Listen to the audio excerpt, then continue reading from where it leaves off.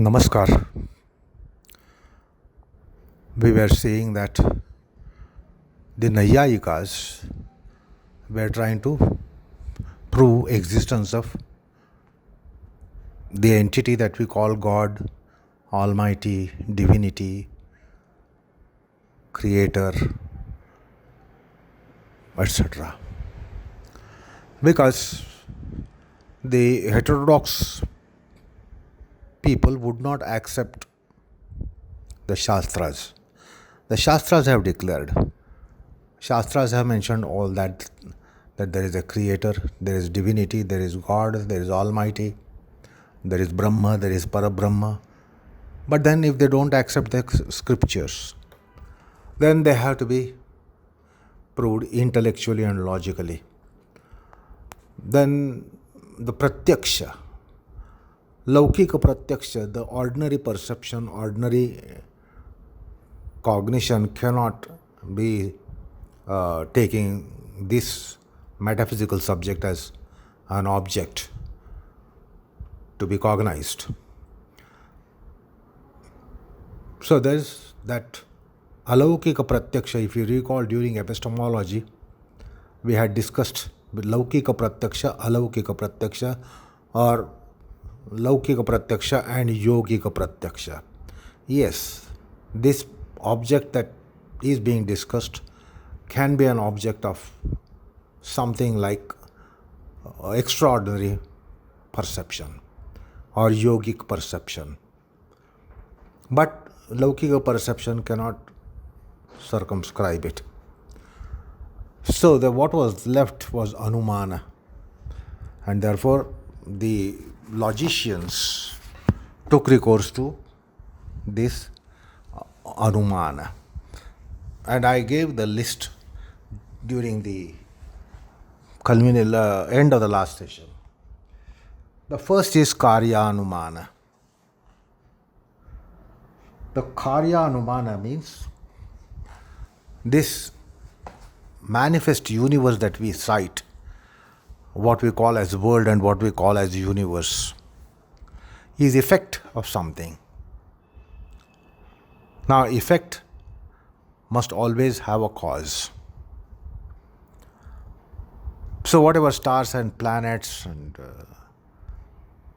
that we see and the objects on the globe which we cite are all carya.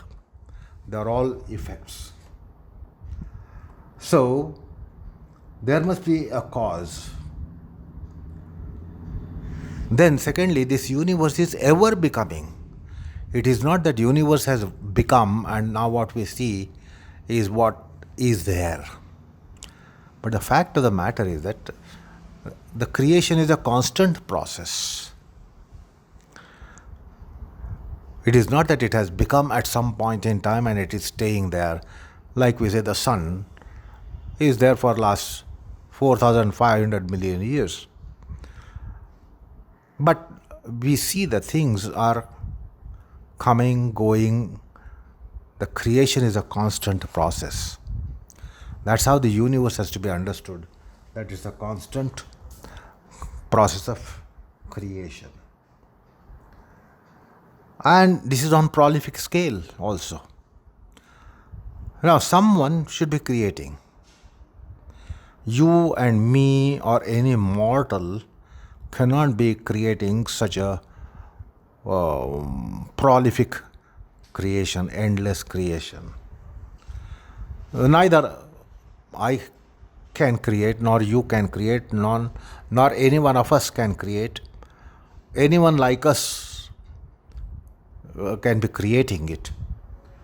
But there must be a creator. If creation is a constant process, so there must be a creator to be creating and creating constantly.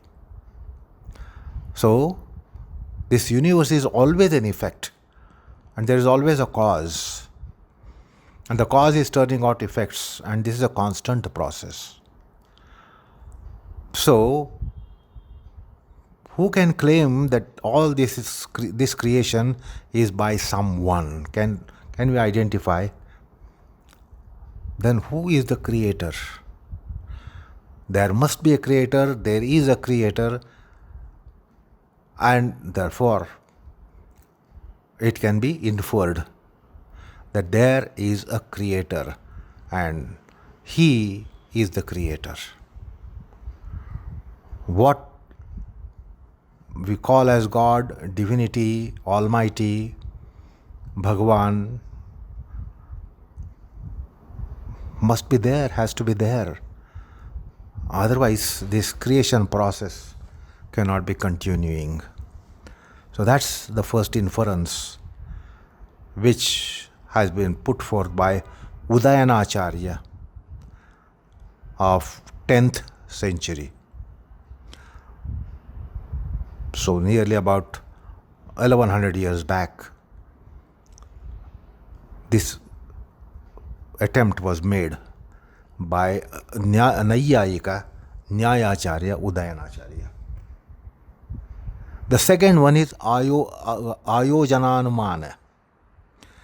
See, it is thousand years back, and even before that, this inference had basis. Ayojanam. Ayojanam means what? Arrangement.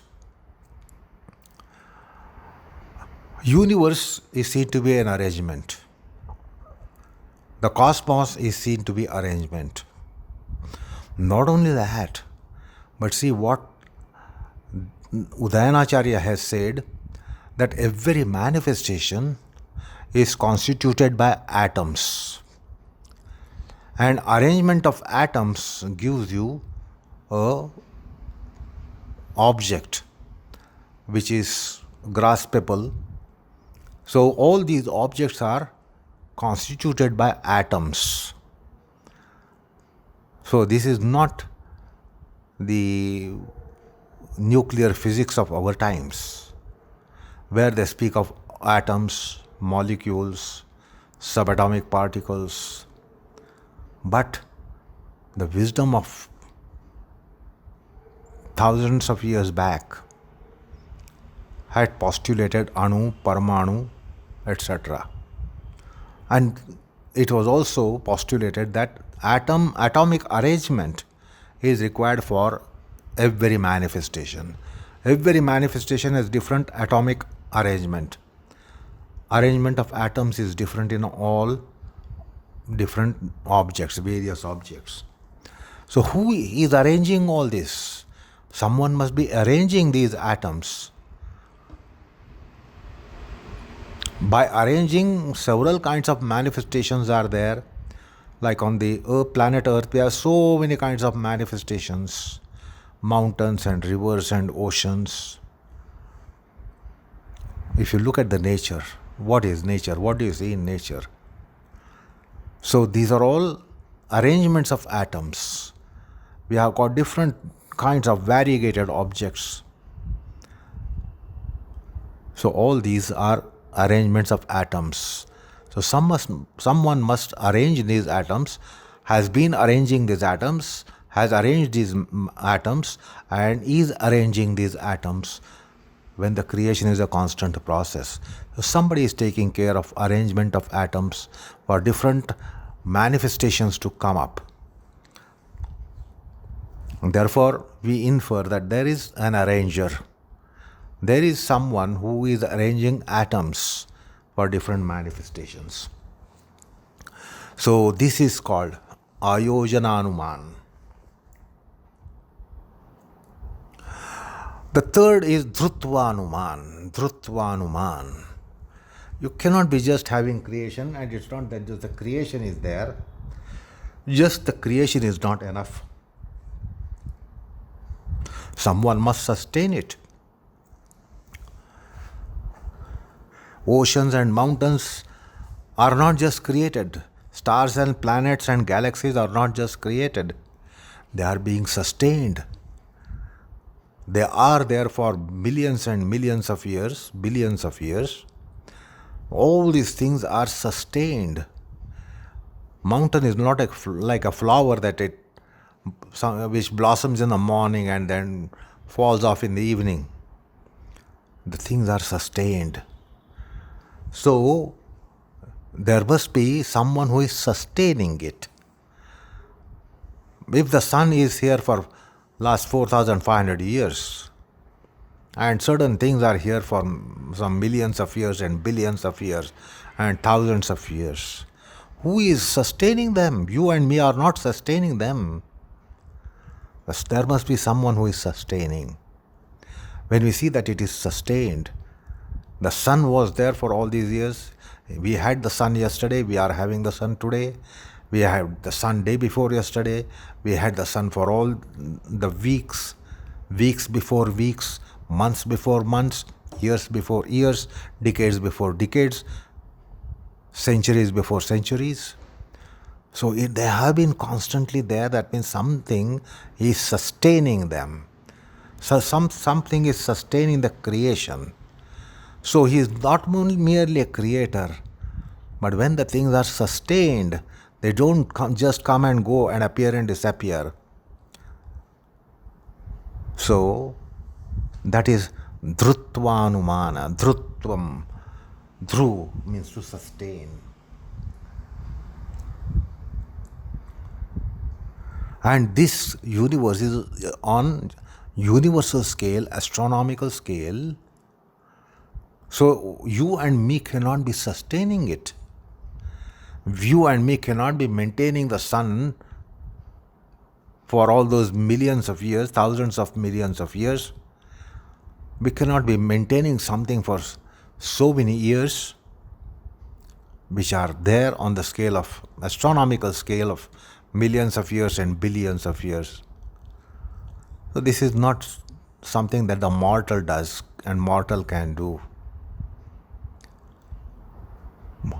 How long can we sustain something that is created by us? Man-made things, how long are they sustained? So we are not sustaining this prolific universe and all these objects in the universe, Vaishvika Padarthas. So no one can claim, you show me that someone is sustaining, then we will take our argument back. So can you prove that this is the creator, this is the sustainer? Then we will withdraw. And we have to infer that there is a creator, there is a sustainer, there is an arranger of atoms. So one who is doing all that is what we are speaking about. Then Vinashanumana. Not that only creation is a constant process. We see the things coming. Creation can be seen. It's a constant process. Creation is not just once having taken place that it has been there. Creation is a constant process. So also destruction is a constant process. There is a constant destruction going on.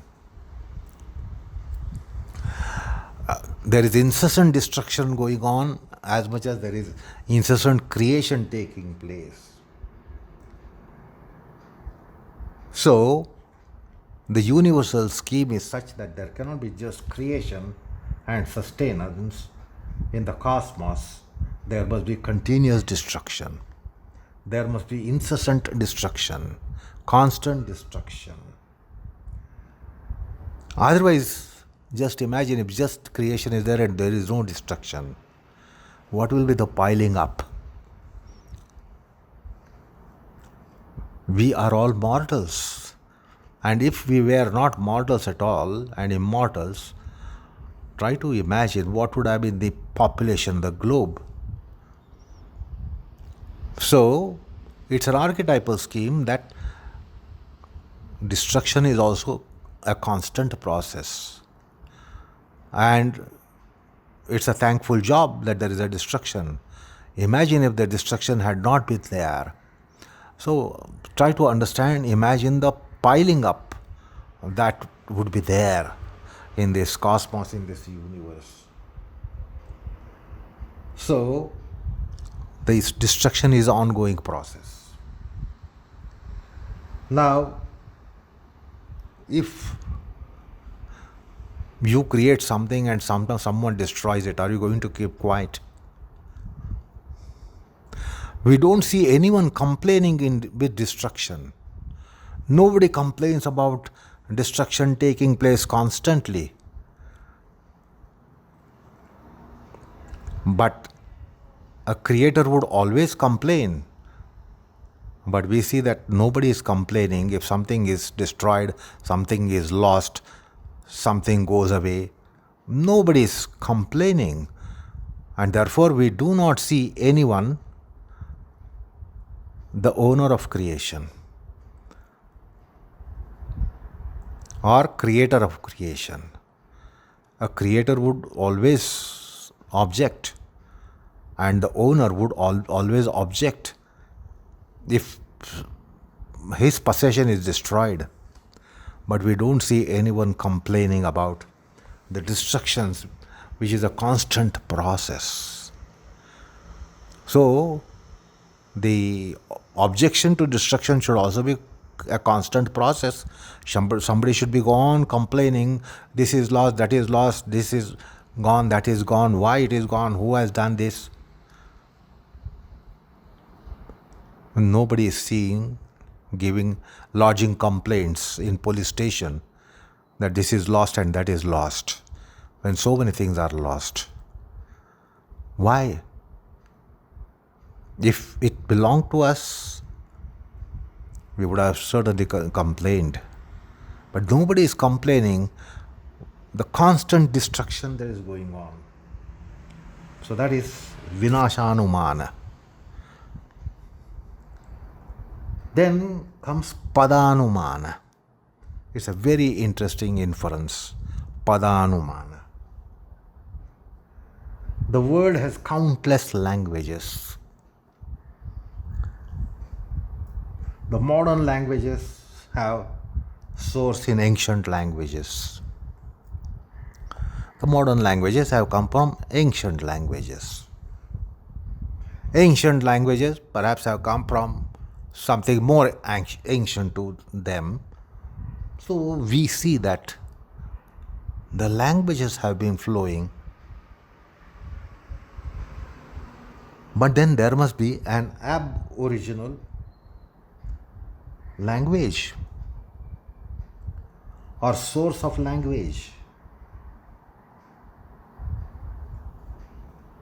which must specify the words and their meanings. So there must be first language.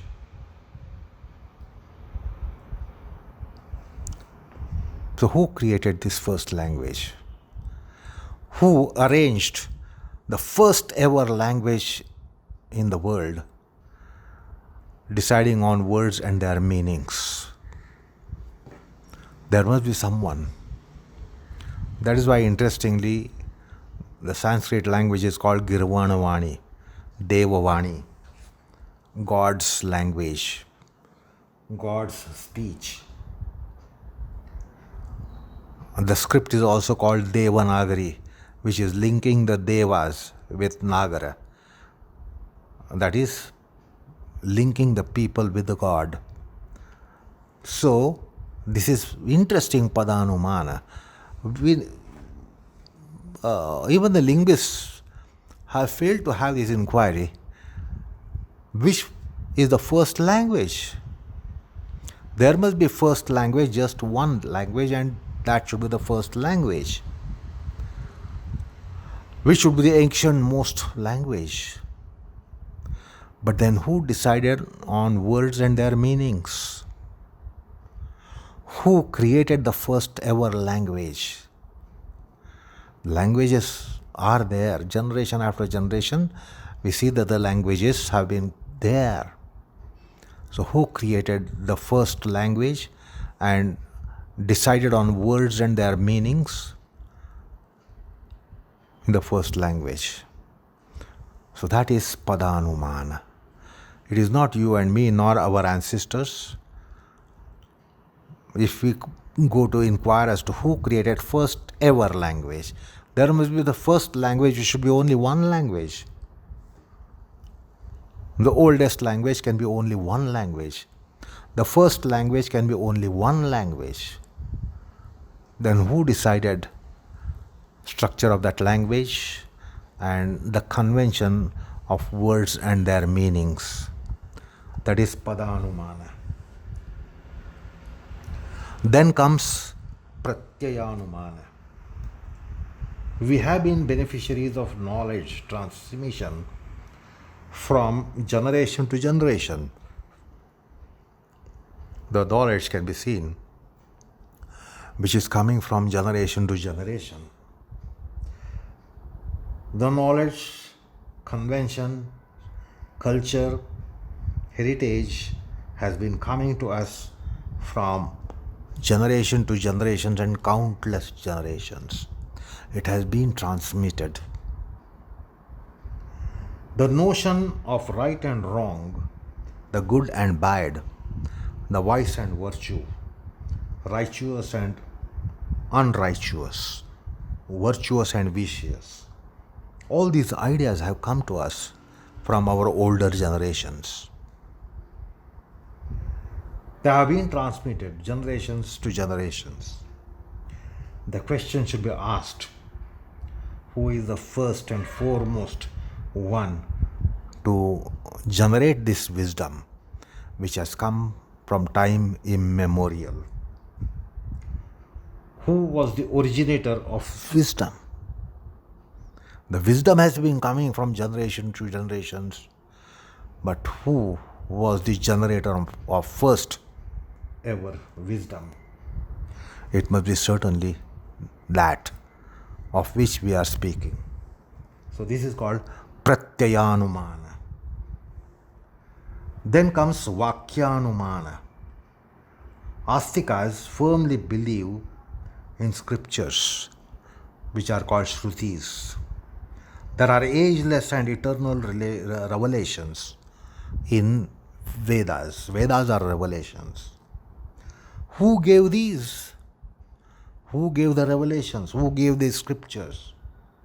It can be none other than God. So, Astikas know that Vedas are apaurushaya. All these rishis, they were called, it was the whole Shruti body is called Shruti. The Vedas are called Shruti. That means they heard. If they heard, somebody must have spoken. Our Vedas were not written. Our Vedas were heard. The mantra, they are called mantra drashta. Mantra drashta means mantras were heard. Now, if they were heard, somebody uttered those. So, who uttered those? That is the Vakyanumana, Veda Vakyas. So, the source of wisdom, where do you find? So, therefore, there must be someone who has given those. Then Sankhyanumana. Udayanacharya speaks here like a modern particle physicist and atomic physicist. He says that any substance, any element depends upon number of atoms in a nucleus. His question was, who must have decided the number of atoms? Somebody must decide on number of atoms for variegated creation on universal scale. So that is indeed that of which we are trying to speak. We are trying to tell you. You are not believing, you are not accepting it. So these are the fascinating inferences to prove the existence of divinity which cannot be rebutted. Udayanacharya did this in the 10th century. He was not a 19th or 20th century genius.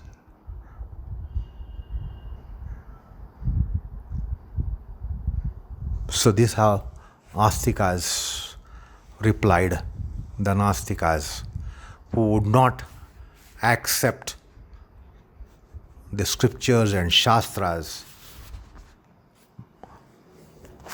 So with the help of inference, he made them believe. So that was little about Udayanacharya. Primarily, it all started with a caption that one may not accept God but cannot reject God. May not accept. That's a subjective aspect, whether you want to accept or you don't want to accept. The reality has to be divulged. And reality is that it does exist to the extent that it cannot be rejected. So that's how Udayanacharya did wonderful service for all those accepted God, believed in God, and had faith in God. The Astikas. So that's why I just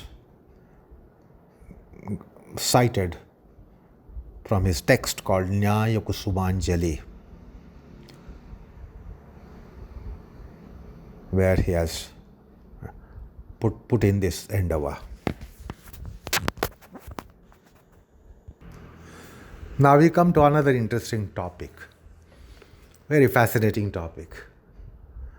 You see, we can understand that there has been fight between atheists and theists.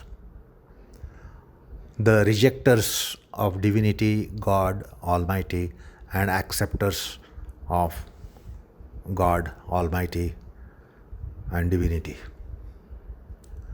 So there were believers and non-believers, and we can understand they can get engaged in a bout, and which did happen. So it is quite obvious that they would be at loggerheads. The fact is that they have seldom got into conflict actually. A very, very strange thing. See, between the non-believers, the skeptics, and the agnostics, there were the people who, for different reasons, did not believe, did not accept, but they seldom had a fight within them. And even the fight between the two opponents, which we have been considering, the believers and the non-believers, the acceptors and the rejectors, there has not been much fight. As much as there has been fights between the believers. Those who believed in God, they within themselves had enormous fights, fierce fights. This is quite intriguing. So the theists had a fight within themselves. There are not many battles between atheists and theists, and between atheists and atheists. Like we have so many sects in theistic society, there were so many sects in atheistic societies, but they did not get engaged in conflicts and battles. But the believers in God had lots of conflicts, battles, and fierce battles. So the strange fact is that the God believers have created more problems and agonies to mankind than the non-believers in God. This is quite intriguing, amazing. So these believers are much more battle-prone, battle-minded than non-believers. This is very unfortunate travesty. Thus, a mystic saint has said that the God should be preferably be realized rather than merely being believed in. These believers, God believers, have become blind from time immemorial, and therefore they have got engaged into battles within themselves. So there are many battles between one believer and another believer. Not much a battle between a non-believer and believer. And therefore, those who might take some pride, oh, we believe in God. The mystic saint has said, please don't just be in it. Because the believers have created more problems to mankind than the non-believers. Non-believers did not cause so much of problems and agonies to mankind as much as the believers in God did. So it is not enough to be just believing. The God must be realized. We want the realizers of God. They won't create battles, but believers in God will create fierce battle. This is very unfortunate. It is because of human psyche. So believing in God has created many sects and sectarian fundamentalism. This is quite obvious today. This is called religious fundamentalism in our times. And we now realize how much it has been costing, how much it costs, and how much it would be costing. History says that the sects in one belief,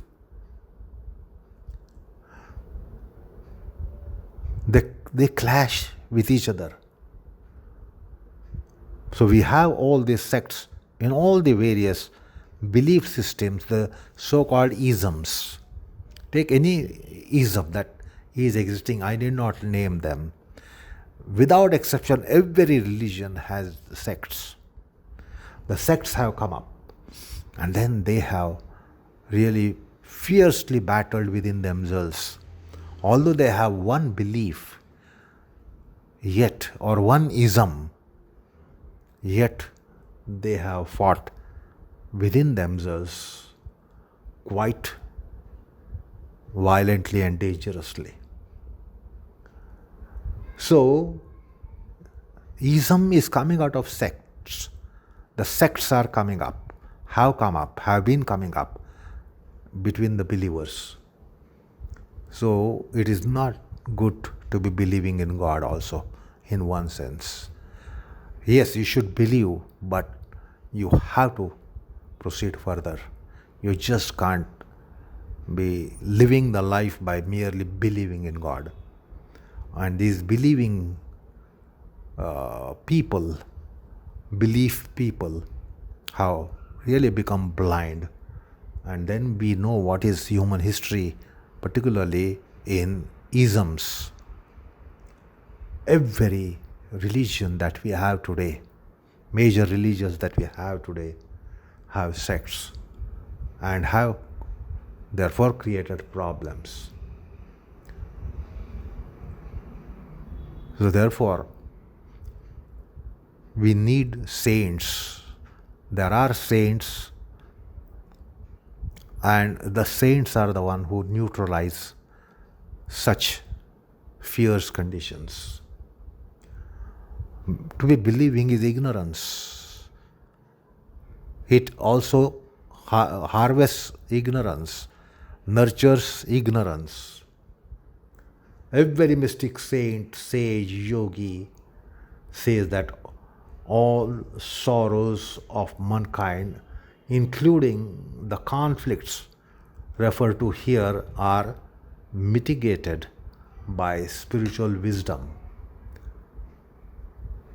It has solvability. This wisdom can solve the problems and can solve all the problems and sorrows and conflicts of mankind. So, we will have to consider the conflicts caused by certain dualities. They are darker and dubious aspects of spiritualism anywhere in the world, even in India, including India. The Hindus have their intra-belief conflicts, inter-belief conflicts based on notions such as Ishvara is Saguna, Ishvara is Nirguna, Ishvara is Murta, Ishvara is Amurta, or Ishvara is Savishesha, Ishvara is Nirvishesha, or he is Shiva, or he is Vishnu. So many conflicts for centuries and centuries and centuries have been seen in Bharatavarsha. So, it is not just believing that the God is like this and God is like that, that our God is only God and your God is not God. See, it's all giving room for conflicts. It is because actually this is a subject matter of metaphysics. And these pontiffs and these religious heads have no business really, but they have really hijacked the subject of God, subject of Almighty, subject of Allah, subject of Ishvara. And that's why the problems have come up. They don't see any metaphysics in it. Then additionally, there are conflicting notions such as there are avatars or there were no avatars.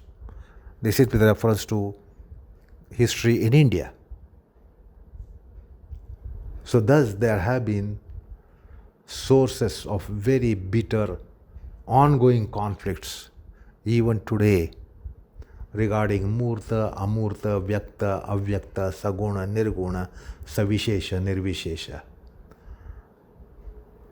A common Indian Hindu is often confronted by quasi-spiritual naive questions. Why is there plurality of gods? And why not monotheism? Or why Hindus subscribe to polytheism and not monotheism? Or why are there several gods and several namas, several names for each god? Moreover, there are numerous differences in beliefs amongst different Hindu sects and faiths. Like someone like Arya Samaj accept the Vedas but not avatars, and do not accept idol worship or image worship, while others accept the latter. So, there are some who do not accept image worship at all, but there are many who accept image worship. So there are also sects among astikas, Ishwaravadins, or those who accept Almighty. Thus the Hindu themselves have intra-religious conflicts, while they show magnanimity and tolerance in interreligions. This is indeed a riddle. The Sanatana, primordial religion, which is not an ism, as portrayed, we saw the Pancharatra. We had a short introduction to the Pancharatra concept. So, let's try to now go into little more details about the Pancharatra concept, because there is metaphysics, the divinity, the God, the Bhagavan, Brahma, Parabrahma. There is metaphysics in it. Primarily it is metaphysics. It's a metaphysical entity. Even our self is a metaphysical entity. And that's a greater self. The point is, it is because of this ignorance, those who believed in God did not at all have slightest even gravity towards metaphysics and inquiry into metaphysics. All the religions of the world today that we have, they do not have any gravitation towards metaphysics. And therefore, understanding metaphysics is so important before we go into inquiry about the God, the Bhagavan, the Almighty, the Brahma, the Parabrahma. So, let's try to proceed on this in our next session. So, enough for the time being. Primarily, today's session should be understood for the inference with which divinity was postulated and established by Nyayayikas, the logicians, Indian logicians. Otherwise, usually the God and logic are divorced. Those believers in God do not want to bring in logic because their foundations are so unfirm that any logic brought in there would devastate their imaginary structure of the divinity and Almighty. But here are the logicians who came to rescue of astikas and prove the entity of Almighty, which was so dear to their hearts, astikas. So that was the major topic of today's session. So with that, we'll be ending the session. Namaskar, all of you.